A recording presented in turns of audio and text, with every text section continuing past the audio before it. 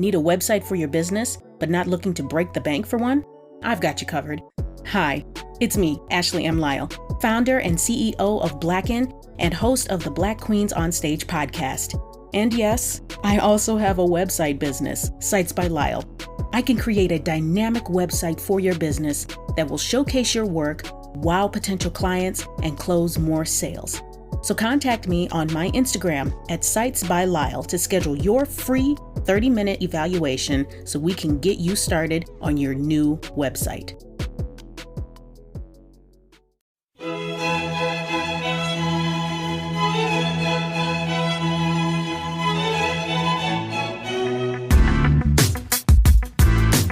Welcome to the Black Queens on Stage podcast, presented by Black Literature and Art Queens Network, where we bring our queens to the stage.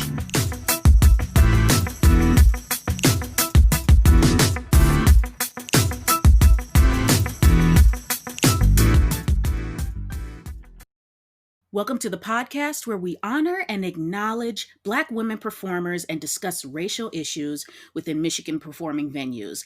My name is Ashley M. Lyle, and today I am joined with a power couple in the Michigan music and dance industry, Kahlia and Moses. Hi, y'all. How y'all doing? Hi. How you doing? Good. I was just telling Kahlia I am so excited to speak with you guys because you guys are like a dynamic duo. I watch your guys' stuff all the time, and especially Kyla's because she's part of the Believe 3 movement dance company, and it's just amazing the amount of work that you guys do. And just before we started, I was gushing so much about how much I love those music videos. Thank you. I really appreciate it. Yeah, no problem. Let's get started with this interview, okay? Let's get started. All right. So, describe your style of rap, Moses, and your style of dance, Kahlia. Should I go first? Of course you should go first. Okay, so my style is basically just raw. Everything I've learned was from like just Highland Park, dancing in the hood with my friends, and then going to high school. And then I started dancing at DSA as a contemporary dancer. And then after I came across Believe 3 and I auditioned from him. And then he just kind of like molded me to who I was already becoming. And Period. so it was a really, really good experience. So I would just say raw, real raw talent. Hashtag full out Kai. I mean, that's nothing but talent from the music videos that I've seen. Yeah, she's like a legend, to be honest. She's so modest. But for people that know who I am, I'm not that modest. My style of rap, once again, my name is Moses. My style of rap is just, I don't know, real player and real hustler. Like, you know, I always wanted to be Jay-Z growing up, so. So modest. Now, do you both have like a particular favorite style to your artistry? I would say performing, I guess it's just like, I guess heels and then hip hop now. Hip hop wasn't my strongest at first, but since we haven't been able to get into the studios because quarantine, we've been dancing outside in gym shoes, it made me a better dancer at hip hop. So I really don't have a favorite at this point right now since I haven't been dancing in heels a lot. So I would just say performing in front of the camera would be my favorite part. What about you, Moses? You know, to be honest, I never wanted to be an artist. So I just like the art. I just like music. I love music. I'd rather be behind the scenes. I like producing things, creating things. But, you know, being an artist is hype. That's just about it, you know. You get kind of wrapped up in that world. But, yeah, I prefer to just chill. Okay, so do you guys have any long-term goals for your careers? I want to own my own dance studio and company after I learn all that I can learn from everyone, you know, just take everything in like a sponge and kind of just make myself better at what I do so I can teach everybody else, teach the younger generation, upcoming generation, and yet to come. I think that's really it for me after I learn what I learned. Music, I just feel like I'm going to do it when I feel like I'm going to do it.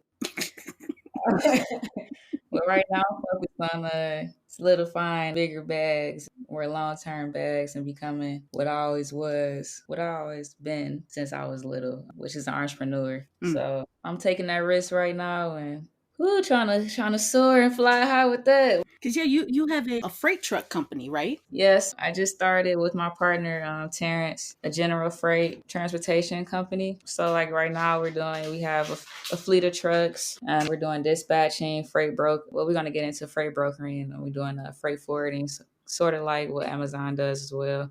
So that's nothing to play with. Okay, so what does a day of rehearsal look like with Believe 3 Movement Dance Company? Ooh, stressful, but fun at the same time because we are a family. Come in, stretch, kick it a little bit, then get straight into it. Snooki don't waste no time teaching, and he is very impatient when it comes to teaching choreo to dancers because they should already get it. So he's really a hard ass. I will say that. And he's really good at what he does. As in training girls, sharpening their mind skills to making them better. He's really good at that. And that's really it. Just cramming down a lot of choreo. Mm-hmm. Then I would just completely fail in his class because I have 2 left feet. And I would get frustrated with myself easily. I'm an actress, but I do musicals a lot. Mhm. So, there's a lot of dancing in musicals, and I'm just like, nope. So how do you No 2 left feet. so how do you prepare differently for each music video that you've been in? Do you have and also do you have a favorite music video that you've been in? I would say keep listening to the song because once you know the song, it comes naturally to remember it because that's really the hardest part of learning a dance and performing it is making sure you know the moves. Because when you get tired, the moves could just fly at you, and you gotta catch. The music never stops, so it's either you step up or the music's gonna step on you. It just never stops. I would say, like, definitely learning the music, learning the beats that's in the music that helps me learn better to make me a better performer. And my favorite video that I was in recently will have to be the Beyonce and Megan Thee Stallion Savage video. That's That was really one of the good. first ones per pandemic. Thanks, COVID. Well, honestly, and I'm not trying to say be thankful for it, but if it wasn't for the lack of cars in that parking lot, because I know exactly which parking lot it is. Oh, that was the emptiest parking lot I have ever seen. Right.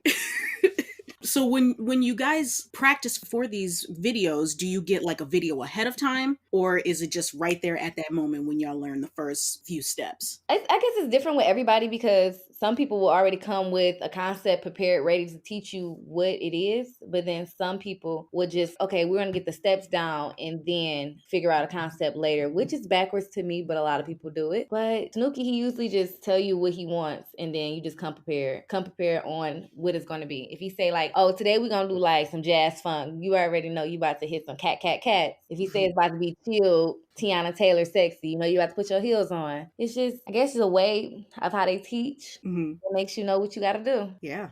Okay, so Moses, this is a question for you. For your songs, what does the writing process look like for you? Do you write your own songs? Yeah, I write all my own songs. I don't really write nothing down. Most of the time, I'm doing something all day, every day. I just keep an earphone handy and I just put on a beat and kind of just freestyle until I get it right. Sometimes I just go in and just record the whole song brand new. Well, yeah, I don't have time to write. Maybe one day I'll, sit down and write something. Maybe it'll be the best thing I've done. But right now, I'm giving y'all what I can give you. Okay. So who do you draw your inspiration from? My first answer would be myself. My second answer would be whatever popping song is going around or whatever, or something that nobody really knows about. I guess some type of vibe I gotta be in for certain type of songs. So I'll put on whatever is hot, see what they're doing, see what I don't want to do, and just do me. Okay. So do you have a favorite song that you recorded? They're all great songs. Everybody check them out. So for both of you, how have you progressed as an artist? Well, I'm sitting back. I guess I'm in the observing phase right now. I haven't released anything since maybe last year. I'm observing. I don't think my time is now. We got the females that's doing the thing right now.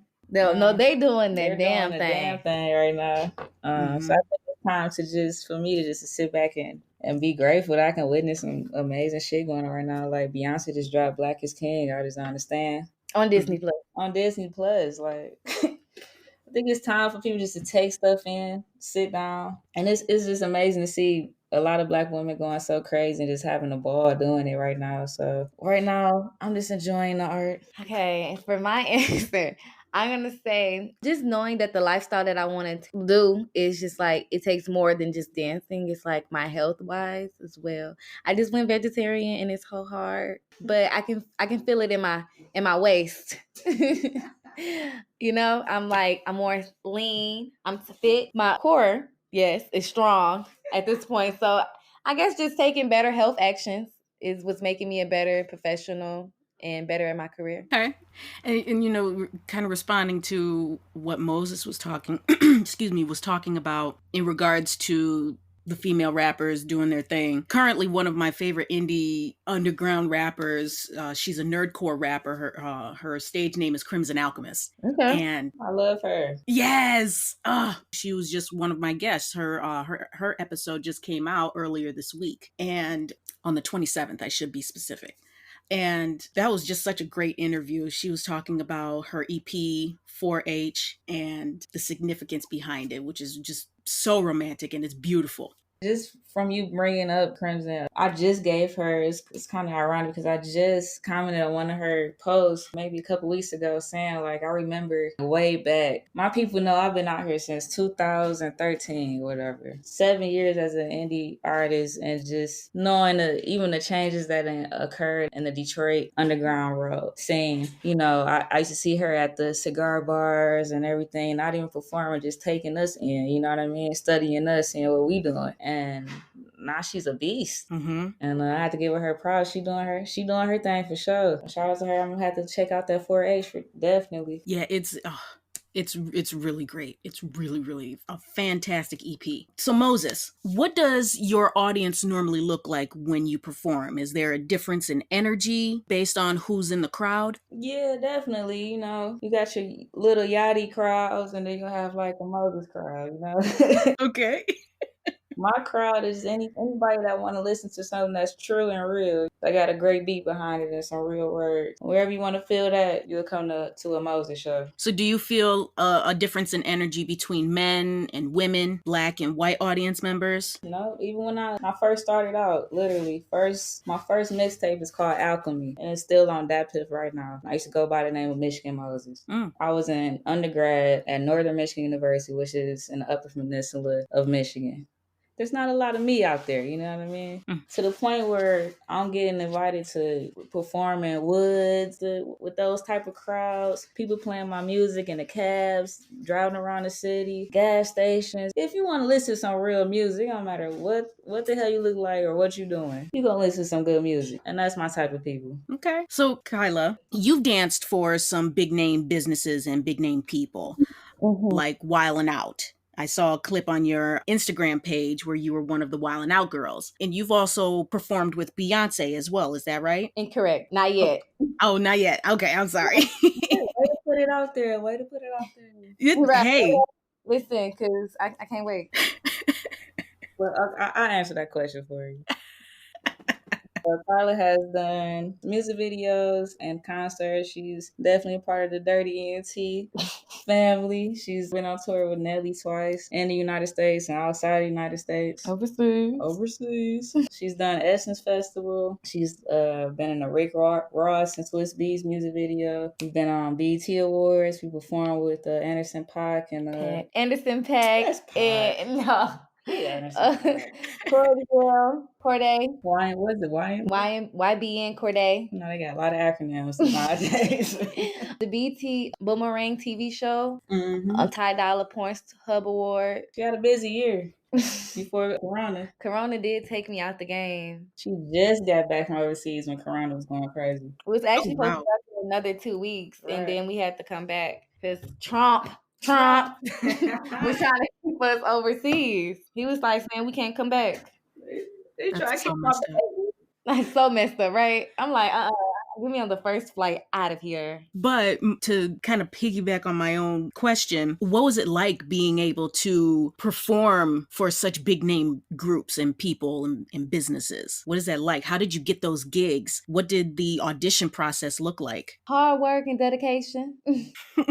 I would say so. The first time that I would audition to be, actually, I didn't have to audition for Nelly. I just got kind of pulled in from the choreographers to dance because I danced to his song at Essence Festival, which was like a couple months prior to the first tour we had. And working with the artist is really stressful at first once you start dancing because you don't want to mess up, you don't want to say the wrong things, you don't want to do the wrong things. You got to make sure you are on your P's and Q's every time you're around this artist. So I would say pretty stressful at first. And then once you know the routine, everything is on the go. It's very fast paced. Your back hurt because you're sleeping on tiny little bunks on the road in the tour bus. And then you gotta wake up, you gotta go to the stop, you gotta get dressed, you gotta take showers and a community shower. Then you be up all day because your set time probably not until nighttime. So it's like jail.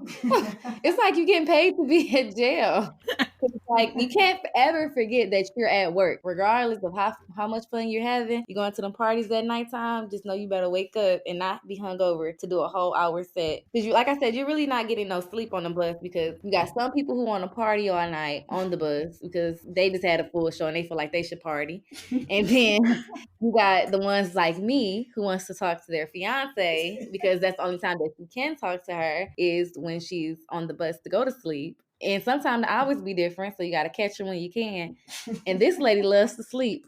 When I'm not around, I can't never catch her because she was knocked out. But I don't think you're just telling it all. that was so stressful. I was like, oh my God. It's like you can't wait to get in your own space, but you're like, dang, this tour life is fun. It's something that you want to do, but you got no privacy unless you're in your hotel room. And that's once out of a week. So Oh, wow. 6 days out of the week, you're parlaying with everybody. I mean, on the bus, squeezing around each other to get past. But it's fun. It's fun. It's fun, but it's jail. But like, get down to the nitty gritty, stressful, back hurting because you're doing an hour show every day in a different state every day. That's why you gotta blow up so you can have your own tour buses with your dancers. I'm about to become an artist, so I can be in the front. I'm trying to be in the back.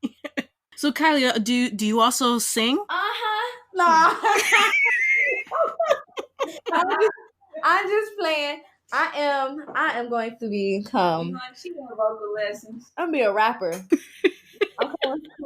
I'm coming for everybody's job. But no, I don't sing. But I can sing, and I'm really good at actually making songs. Art is me. Okay, I am art, and I am sensitive about my shit. Hashtag Erica Badu.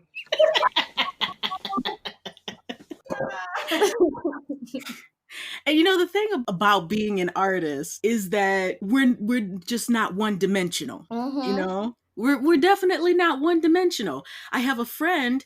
I literally call her a Rubik's Cube because she is an actress. She's a director, a stage manager, a musician, classically trained, a tap dancer. She's a martial artist.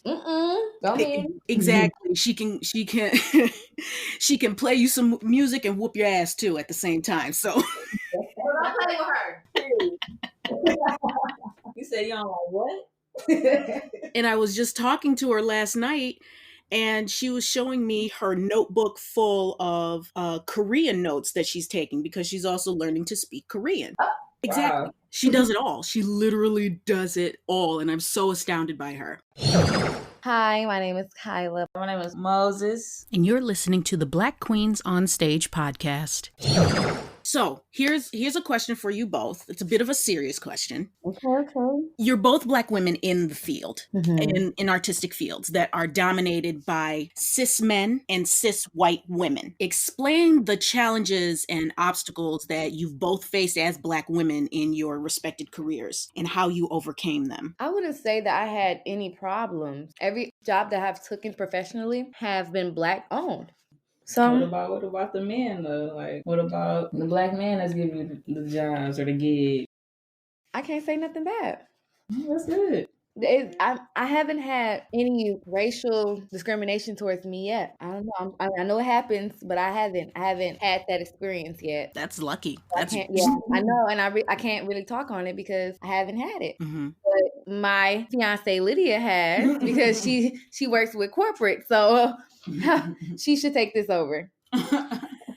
Just like your friend who does 50 million things just because, I too like to dabble and do 10 million things at once just because. As an artist, I would have to say definitely the Black men are ridiculous. They really hate to see a Black woman with some common sense get anywhere close to them or succeed in any type of industry, to be honest. Those of us that have a little bit of common sense, a little bit of knowledge, and a little bit of a voice, you know, we get shitted on, for lack of better words. I could go on for days about stories or whatever, but I could write a book. Oh, tell her about the when you were pulling your truck and the white man from the other building, the gunshot called somebody on y'all about your truck. Yeah, definitely give me a story. Okay, well, recently I'll give you a truck story because every day on the road is an adventure. Like, I literally have to buy a camera and put it in our truck. It's ridiculous. We purchased 2 commercial vehicles. We're located in an area where it's like multiple warehousing units and office units. It's kind of weird, I don't know, but it's in like a suburb of Michigan. One of the tenants in another unit, 2 units past us at the edge of the facility, called the landlord and almost called the police on us because they didn't know, quote unquote, who trucks those were.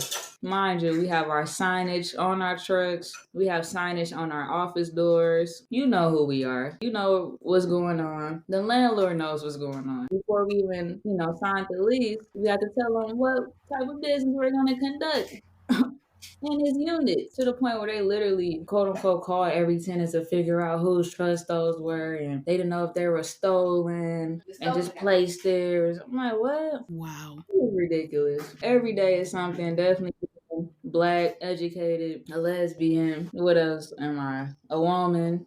This is ridiculous. Wow.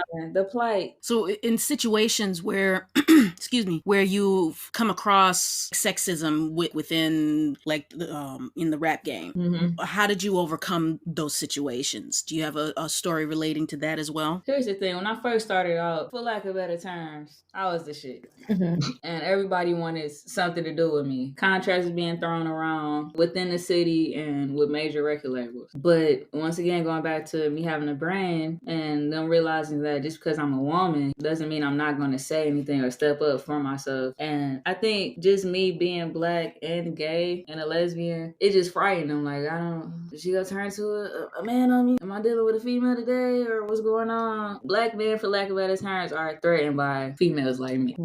On many occasions, in many situations, especially if they popping like me or got some money like I do. I'm a threat. You can't control a threat. She's so modest. And it's unnecessary for Black men that are within the artistry to even be that way. It's unnecessary because y'all are out here trying to get the same bread. And together. What is wrong with you? Right. Like the best that you can do is actually just work together and lift each other up. That's the best thing that you could do. The bare minimum. That doesn't take any money, any true effort. That should come effortless to most people. One thing that I remember Crimson saying that she's grateful for is that she has a male manager to help her manage her career. And because he watches over her like a little sister, he blocks all that stuff from her. So like anybody that's trying to screw her over in any business deals or whatever, he makes sure to handle that. And if there is anybody that's trying to come her way and block whatever kind of deal that she's trying to get done, or somebody's giving her an attitude or something, he blocks all of that for her. And it's good to have people like that within your inner circle as an artist to help block that kind of stuff. Right. I definitely can agree. When I first started out, that was one thing that I did do. My first manager was a Black man, and his name was Dogface. Crazy guy. More modest than I am. And I mean that in reverse. But he definitely was my shield for a lot of things. And I definitely, he saved me from a lot of hurt for sure. So I can definitely attest to that. But that's just crazy that we even got to do that. I mean, it's just the whole sexism thing. Yeah. The fact that you are as talented, if not more talented, than they are, and it's just something that they cannot handle. I was speaking to a burlesque performer. Her name is Lottie, and she was talking about how the different white women that are in burlesque that she has come across that have given her problems, they gave her such a bad problem with what she actually spoke up to something that they did that was racist, and by doing that, they ended up making her lose her 9-to-5 job. It was it's awful. It's awful, and it's not just that, but just people. We were talking about how when we work with people in our regular 9-to-5s, that's not artistic in any kind of way, how they just cannot handle that you have a second job, and that second job is your artistry. Right. And people just cannot get over the fact that, no, I can't work overtime today because I have rehearsal, or I have a gig tonight, so I cannot stay overtime today. And people just cannot get past that, and it bothers them to their absolute core. Especially with friends and stuff. Ooh.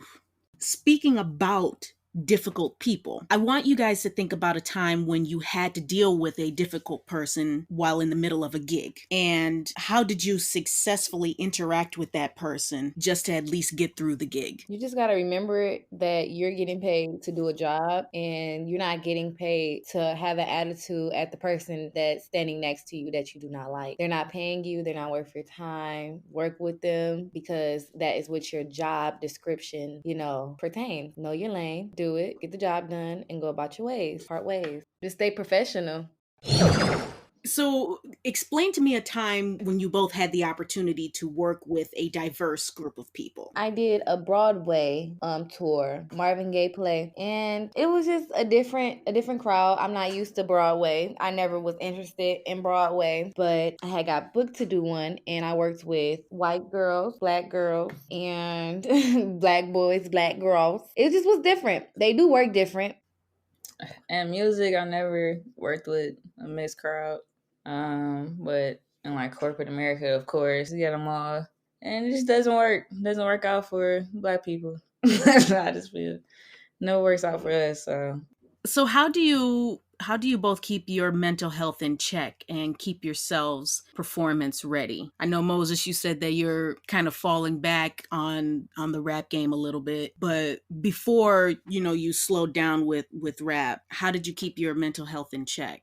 I mean, even with doing, business every day, every day, if you're on a business, every day you got to hustle for your business. So that's you performing every day for real. And that's a whole nother level of performance, because you for sure got to secure a bag. You can't fuck up. Like, you know what I mean? Like, and plus I have another partner now. Like, it's not just one of my little other businesses where I'm responsible for myself. Now I got to show up and show out every day, because now I got somebody else that's looking up to, looking for me to be on the same level as them.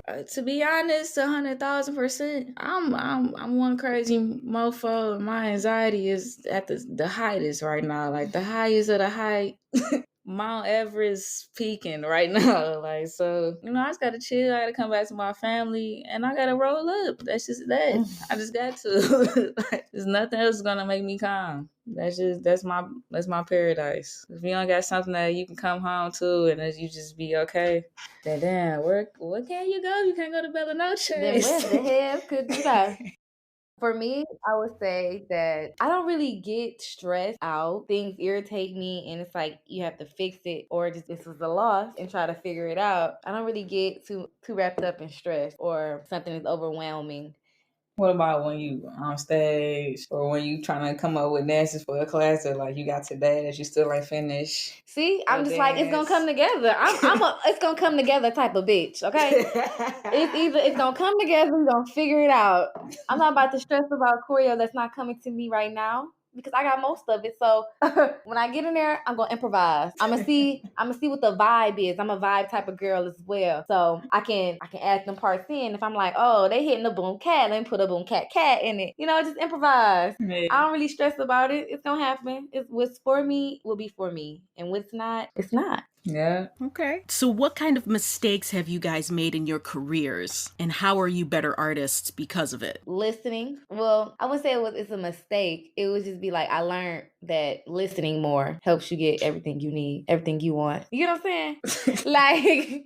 Okay, the mistake would be when I was younger, I wouldn't listen as much. I still got a problem with listening a little bit. I just feel like everything I do is right. You know, I feel like anything in my career I can't do no wrong. But I just gotta listen. So that was a mistake. Now I'm listening. I learned. She's a girl. What about you, Moses? Mistake. I think because I didn't want to be an artist for real, I didn't really jump out on a ledge as much in my career as an artist. I didn't take that many risks. I kind of just floating by because, to be honest, everything was getting handed to me. So I was just really cruising and like just enjoying it, I guess. But I'm damn grateful I got to enjoy it though. That's hype. That's why I'm like, when I'm ready to get back to enjoying that shit, I just hop right back into it. Like my people still around. They still wait. I ain't gonna wait until I drop. Period. So do either one of you have any advice for aspiring artists? I would say keep practicing. Teach yourself, go to classes, because the more you can remember a step, the faster you can remember a step is the faster you're going to get booked. No one wants unfit dancers, so eat right, eat healthy, drink plenty of water, exercise, work on your body because looks matter. When you walk into an audition, make sure you're stage ready. That means hair, makeup ready, outfit together, attitude on this is my gig. The way you talk, the way you speak, your energy, your face expressions, because some people can have lazy bitch faces and they walk in a room with a stank ass attitude and then you're not booked because you're unapproachable. So I would just say make sure everything is, together when you walk in a room with professionals. Right. My advice would be yourself. Okay. She's modest. Man, that's the word of the day. The word of the day is modest. Be yourself. I see a lot of artists in the city that's like just not coming out and stuff like that. Here's the thing. Some of y'all that's just not coming out and y'all done shot me your albums and stuff back in the day and I told them that your album was trash because you weren't yourself. And I can tell. So if I can tell, everybody else can. And nobody likes. Are you talking about like coming out as I'm gay?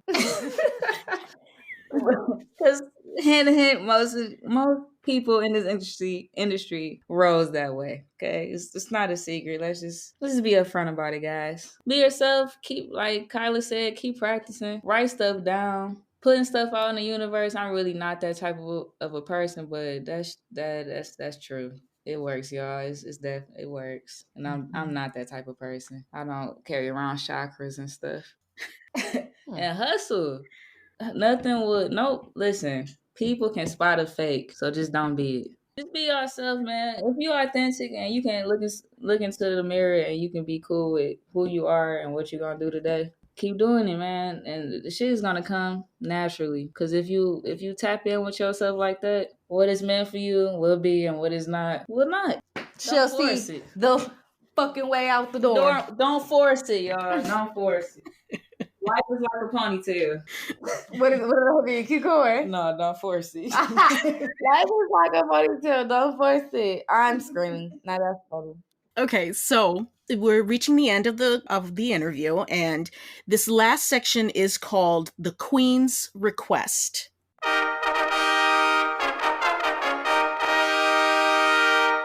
Now, I would like for you to suggest to me one or two Black Michigan queens of any genre, whether if it's dance or poetry or burlesque, whatever, that we should be keeping an eye out for. W_Kyla. I am coming. When I tell y'all, I'm coming full-fledged Beyonce 2.0, 3.0. Be ready. That's all you got. Okay.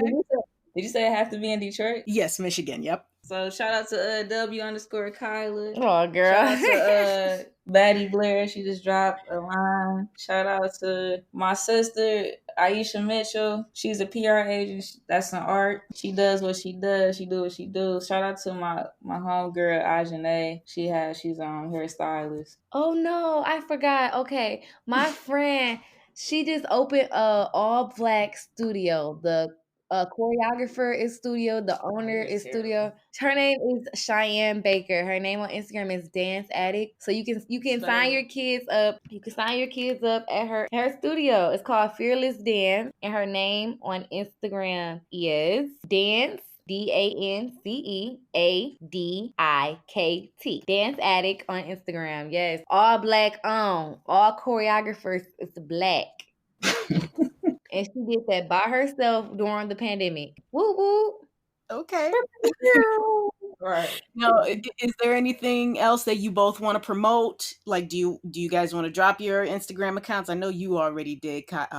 I know. Drop it again. So, hi, my name is Kyla. My Instagram is it's W_KAHLIA. And once again, that's W_KAHLIA. And my name is Moses. Call me Moses. You can follow me on Instagram at _I am Moses. I need some drivers, y'all. So anybody that's listening that knows somebody with some CDL licenses or chauffeur's license, shoot me a DM. Okay. We're putting on fire. I'm employing all black people. Felons, we taking y'all. Veterans, we taking y'all. I'm employing all my people. Well, I enjoyed this talk. You guys kept me in stitches today. I needed this today. Oh, thank you. I really had fun. This was my first interview. Really? Well, good. Congratulations then. And double congratulations on your guys' engagement. Okay, thank you. Thank you. Wow, you're invited to the wedding. All you have to do is bring your camera, your little microphone, and say, "We're live." Record this. Sounds like a plan. Sounds like a plan. Thank you again, guys. I really appreciate it. Thanks for having us. Bye. Thanks for tuning in to today's episode.